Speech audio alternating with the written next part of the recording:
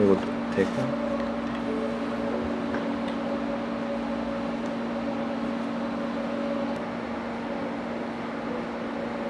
1.32. 네, 안녕하세요. 커피멘토입니다. 오늘은 브루잉에서 빼놓을 수 없는 개념인 이제 TDS, 토탈 디졸브드 솔리드라고 하는 총용종 고용물과 솔루블스 일드, 수율에 대해서 알아보겠습니다. 에스프레소에서도 측정 가능한 개념이기는 하나 일단 비싼 필터가 추가로 필요하기 때문에 오늘은 브루잉 개념으로만 접근을 해볼게요. 먼저 이 두 가지를 설명하기 위해서는 브루잉 컨트롤 차트에 대해서 이해를 해야 되는데, 브루잉 컨트롤 차트는 1950년대 MIT 공대의 화학공학 교수였던 이 라카트에 의해서 처음 등장을 했습니다. 일단 커피의 맛이라고 하는 범주는 일정 범위 안에서 맛이 있다와 맛이 없다라는 일단 공통된 범위가 존재를 하거든요. 이런 연구를 위해 미국인들이 좋아하는 커피의 공통된 범위를 발견하기 위해 연구를 시작을 했고, 적어도 미국인의 기준에서 나온 결과이기는 하나 이 연구에서 주목할 점은 커피를 좋아하는 많은 불특정 다수들을 대상으로 실험을 했기 때문에 단순히 수치적으로만 하는 숫자 노름의 연구 결과로만 보기는 어렵다는 것이에요. 연구 결과의 결과적인 부분부터 말하면 공통적으로 맛있는 커피를 추출하는 황금 비율은 17.42 대 1이라는 비율이었어요. 이 비율은 뒤에 브루잉 컨트롤 차트를 보면서 계산을 우리가 도출해내는 방식으로 설명을 진행할 예정이고, 수십 년이 지난 현대 미국인들에게도 이 브루잉 컨트롤 차트의 결과물이 동일하게 적용되는 객관화된 맛의 기준이라는 것을 증명을 하게 돼요. 이로 인해 이제 TDS와 수율이라는 커피 용어가 등장을 하였고, 스페셜티 커피 시장에서는 약간 빼놓을 수 없는 개념으로 접근을 하게 됩니다. 일단 브루잉 컨트롤 차트의 이해를 위해 우리는 먼저 언급되었던 일단 TDS와 수율에 대해서 이해를 해야 돼요. 먼저 이 이미지에서 보이는 세로축에 나와 있는 스트랜드라고 하는, 간단히 말해 이제 추출된 커피의 농도를 이야기를 합니다. TDS라는 단위로 설명이 되는 이 용어는 추출된 커피에 들어있는 분쇄 커피로 건조되어 있던 물에 녹는 커피 성분의 총량을 말하고요. TDS는 보통 수질 검사를 할 때 많이 쓰는 용어인데, 이는 물속의 고형질의 성분 등이 얼마나 들어있는지를 파악함으로써 그 물이 얼마나 순수한 성분의 물인가를 설명할 수 있는 용어입니다.